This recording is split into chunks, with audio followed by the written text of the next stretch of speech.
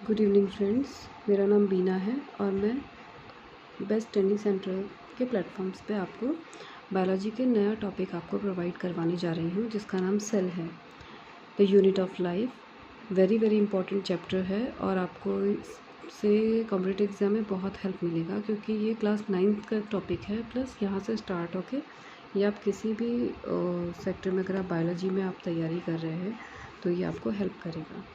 तो unit of life इसे कहते हैं। बहुत ही बेसिक स्ट्रक्चर जो होता है बॉडी का, लेकिन बहुत ही इंपॉर्टेंट है अपने आप में। नाउ इंट्रोडक्शन में हिस्ट्री में हम देखेंगे who was the first scientist who saw the cell first. ये है रॉबर्ट हुक, जिन्होंने कि 1665 में सेल को सबसे पहले देखा और ये डेड सेल था। ये ऑब्ज़र्व कर रहे थे सेल को, लेकिन उन्होंने जो किसी भी आपने बॉटल्स में देखा होगा कॉर्क होती है, तो कॉर्क की सेल को इन्होंने सेक्शन कट करके उसको जब माइक्रोस्कोप में ऑब्जर्व किया तो he saw the first like Honey com like structure इन्होंने देखा, जिसको कि इन्होंने सेलो सेल इन्होंने कहा। लाइक ऐसे स्ट्रक्चर होता है, अगर आप हनी कॉम का भी देखेंगे तो इस तरीके का स्ट्रक्चर होता है। इसी तरह का स्ट्रक्चर इन्होंने डेड सेल जिसको हम कहेंगे इन्होंने माइक्रोस्कोप के अंदर देखा, जिसको उन्होंने एक पर्टिकुलर चैम्बर को इन्होंने सेल कहा। नेक्स्ट दूसरे साइंटिस्ट हुए जो कि एंटोनी वॉन ल्यूवेनहॉक थे। ये इन्होंने स्टडी किया था फर्स्ट लिविंग सेल को। फर्स्ट लिविंग सेल्स ये एक्चुअल में स्टडी करते रहते थे कई सारी चीज़ों पे।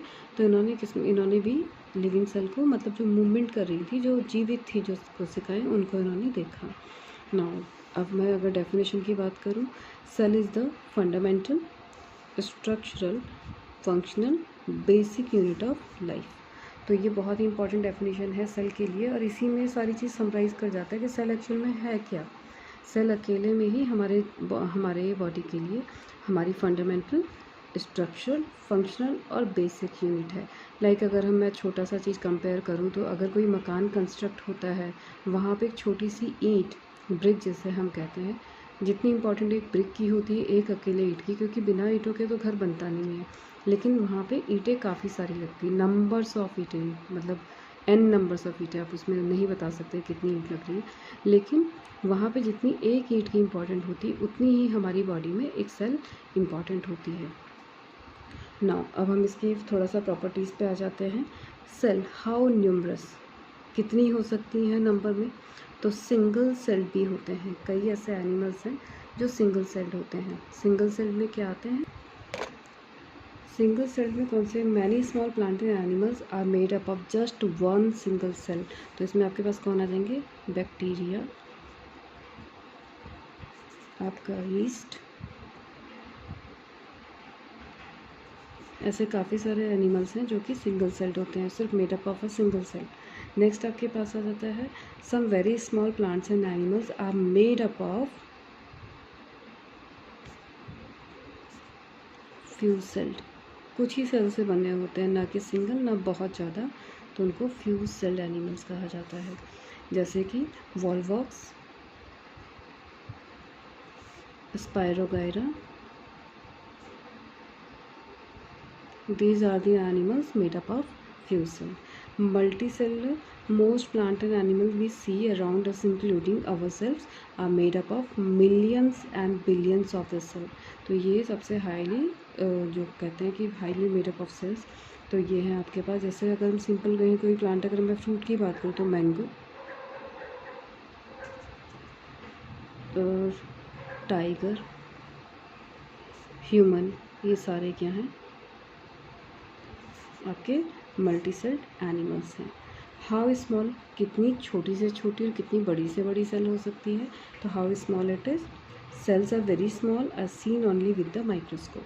ये सिर्फ माइक्रोस्कोप से देखी जा सकती है, लेकिन इसमें भी कई सारे वैरायटीज़ हैं। स्मॉलेस्ट सेल कौन सी है आपके पास, सबसे छोटी, आर बैक्टीरिया। सबसे छोटी सेल्स क्या होती हैं, बैक्टीरियल सेल। अगर मैं ऑल ओवर सेल्स की बात करूं तो ये बहुत छोटी होती हैं, 0.325 माइक्रोमीटर में इसको हम मेज़र करते हैं। और रेड ब्लड सेल्स जो होती हैं ये होती है about 7 micrometre in human body. Longest में आपके पास आ जाती हैं, लॉन्गेस्ट होती हैं सेल्स आर नर्व सेल।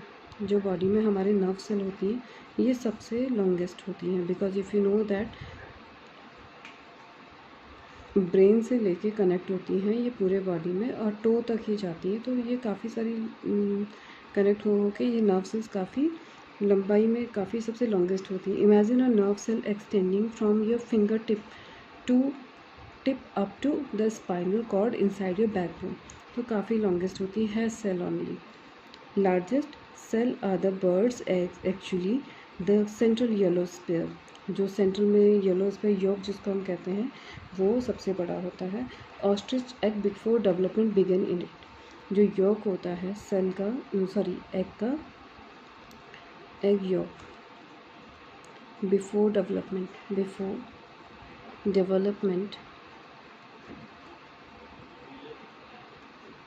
तो ये क्या है सबसे ज़्यादा बिगेस्ट सेल है। Is the largest single cell of the living world today. The white albumin of the egg and the egg cell are extra part added on to the actual egg as it passes down to the reproductive tract. So आप यहाँ पे थोड़ा confuse मत करिएगा कि कौन सा वाला पार्ट जो इसमें है जो लॉन्गेस्ट सेल है बिगेस्ट सेल है। तो जो एग योक है बिफोर डेवलपमेंट, जब तक कि वो एग डेवलप नहीं होता किसी एम्ब्रियो में तब तक क्या है ये जो सिर्फ एग योक जो पार्ट है this is the biggest cell. Come to the next point, it is cell theory. Cell theory क्या है? सेल थ्योरी बहुत ही इंपॉर्टेंट है आपके लिए, वेरी वेरी इंपॉर्टेंट अगर मैं इसको कहूँ। आप इसे बिल्कुल भी स्किप मत करिएगा क्योंकि सेल थ्योरी क्या है। In 1838 Matthew Schleiden, M Schleiden मैंने यहाँ पे लिखा हुआ है, Matthew Schleiden a German botanist announced that every plant is made up of a large number of cells. He added that each of these cells performed various life processes.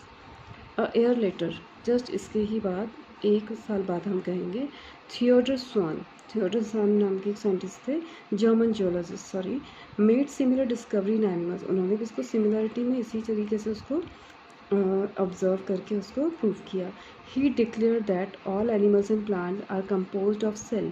सारे जो भी animals और जो भी प्लांट हैं वो cell से बने हुए हैं। Which serve as the unit of structure and function, जो कि किसी भी ऑर्गेनिज्म को कोई स्ट्रक्चर देते हैं, उसके फंक्शन के लिए फुल्ली रिस्पॉन्सिबल होते हैं।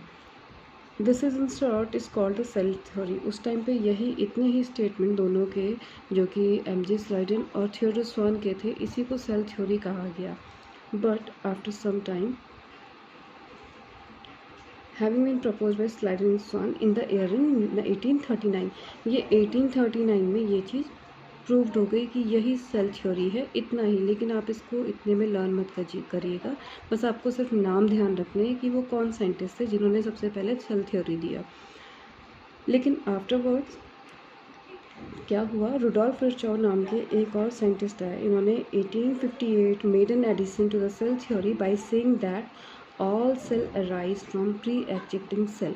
बस यहाँ पे आके सेल थ्योरी कंप्लीट हो गई।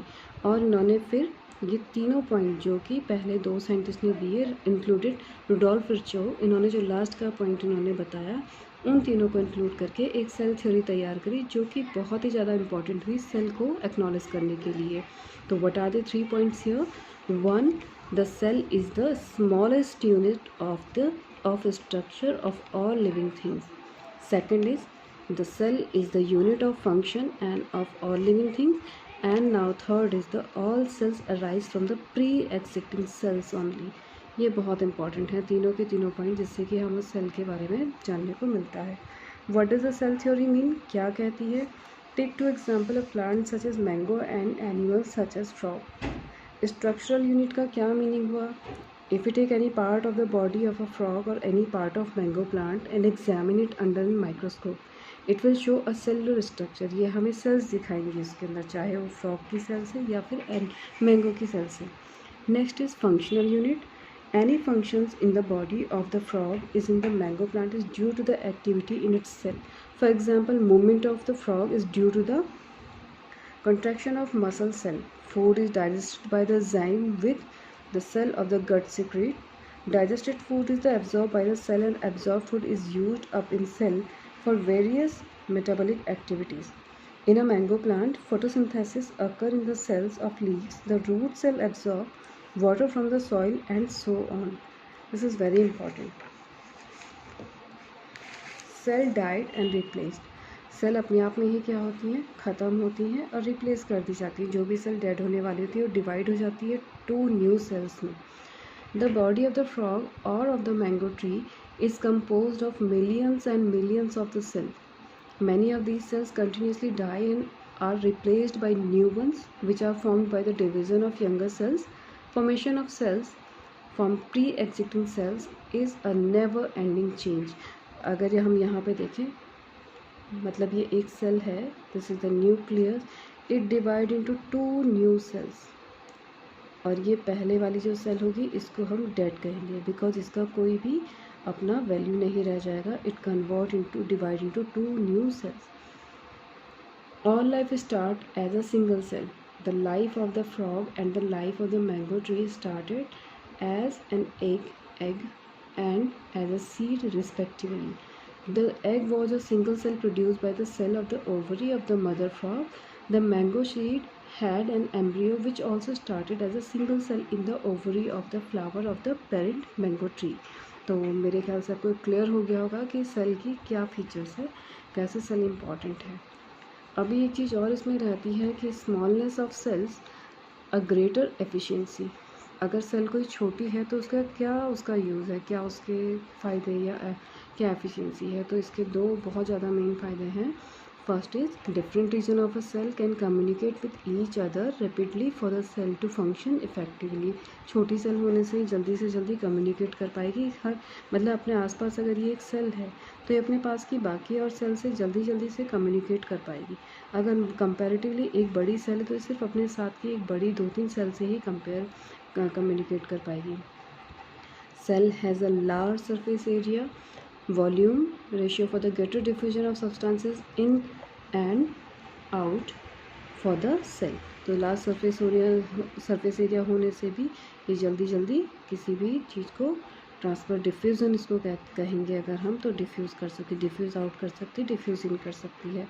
तो इस सेल की कुछ क्वालिटी थी जो कि हमने पढ़ ली, और बाकी आपको मैं कल जो नेक्स्ट वीडियो प्रोवाइड कराऊंगी उसमें सेल के शेप्स, स्ट्रक्चर ऑफ सेल में आपको पढ़ाऊंगी. तो be ready for that and enjoy and keep watching. Thank you.